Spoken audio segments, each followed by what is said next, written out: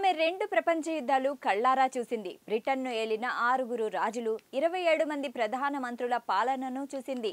చేత్తో రాసే లేఖల కాలం నుంచి ప్రస్తుతమున్న స్మార్ట్ ఫోన్లు, ఆర్టిఫిషియల్ ఇంటెలిజెన్స్ యుగం వరకు జరిగిన అన్ని సాంకేతిక మార్పులకు ఆమె సజీవ సాక్షి. 2020లో వచ్చిన కోవిడ్ ప్రపంచంలో అనేక మంది ఉసురు తీస్తే ఆమె మాత్రం 111 ఏళ్ల వయసులో కోవిడ్ మహమ్మారిని సైతం జయించింది. ప్రస్తుతం ఆమె వయసు అక్షరాల 16 ఏళ్లే. అయితే దానికి 100 జోడిస్తే సరిపోతుంది. అవును, ఇప్పుడు ఆమె వయసు 116 ఏళ్లు. దీంతో ఆమె ప్రపంచంలోనే అత్యంత వృద్ధురాలిగా గిన్నిస్ వరల్డ్ రికార్డుకెక్కింది. మరి ఆమె దీర్ఘాయుషుతో పాటు ఆరోగ్యం రహస్యం వింటే షాక్ అవ్వాల్సిందే.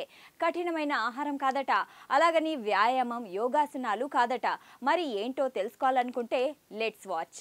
ప్రపంచంలోనే అత్యంత వృద్ధురాలుగా గిన్నిస్ రికార్డుకెక్కిన 116 ఏళ్ల ఎథెల్ క్యాటర్హామ్ తన సుదీర్ఘ జీవిత రహస్యాన్ని ఇన్నేళ్లకు ప్రపంచం ముందు పెట్టి అందరినీ ఆశ్చర్యపరిచింది. ఆమె చెప్పిన రహస్యం వ్యాయామమో, కఠిన ఆహార నియమాలో కాదని కుండ బద్దలు కొట్టింది. మరి ఏంటనేది తెలిస్తే ప్రతి ఒక్కరూ షాక్ అవుతారు. ఆమె ఇన్నేళ్లు ఇంత ఆరోగ్యంగా, ప్రశాంతంగా బతకడానికి ఒకటే కారణమట. అది ఎవరితోనూ వాదించకుండా తన మనసుకు నచ్చిన పనులు చేసుకుంటూ ప్రశాంతంగా జీవించడమే. తన ఆరోగ్యానికి, దీర్ఘాయుష్యుకి మూలమని 116 ఏళ్ల ఎథెల్ క్యాటర్హామ్ తెలిపింది.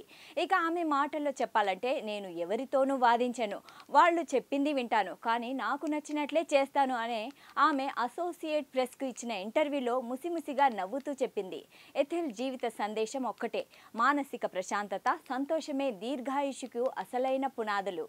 అయితే లాంగ్ అండ్ హెల్దీ లైఫ్ ఫార్ములాను చెప్పినంత ఈజీగా ఆమె జీవితం సాగలేదు. 100 ఏళ్లకు పైగా జీవించిన ఎథెల్ జీవితంలో ఎన్నో ఒడిదొడుకులున్నాయి.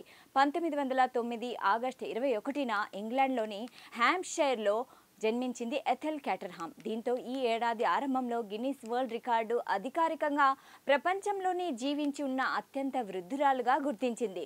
బ్రెజిల్కు చెందిన రికార్డ్ హోల్డర్ అయిన కనెబరో మరణం తర్వాత ఈ గౌరవం ఆమెకు దక్కింది.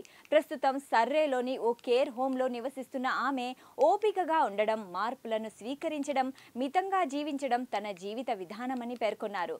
ఎథెల్ జీవితం ఎన్నో సాహసాలతో, మలుపులతో నిండి ఉంటుంది. కేవలం 18 ఏళ్ల వయసులోనే ఆమె తన ఊరును విడిచిపెట్టి 1927లో భారతదేశంలో 3 పిల్లలకు ఆయాగా పనిచేయడానికి ఇక్కడికి వచ్చింది. ఆ రోజుల్లో ఒక మహిళ ఒంటరిగా ఇంత దూరం ప్రయాణించడం చాలా అరుదు. ఆ తర్వాత ఆమె బ్రిటిష్ ఆర్మీ మేజర్ నార్మన్ క్యాటర్హామ్ను వివాహం చేసుకుని హాంకాంగ్, జిబ్రాల్టర్లలో ఉంది. అక్కడ స్థానిక పిల్లలకు ఇంగ్లీష్, ఇతర కళలు నేర్పించేందుకు ఒక నర్సరీ కూడా నడిపింది.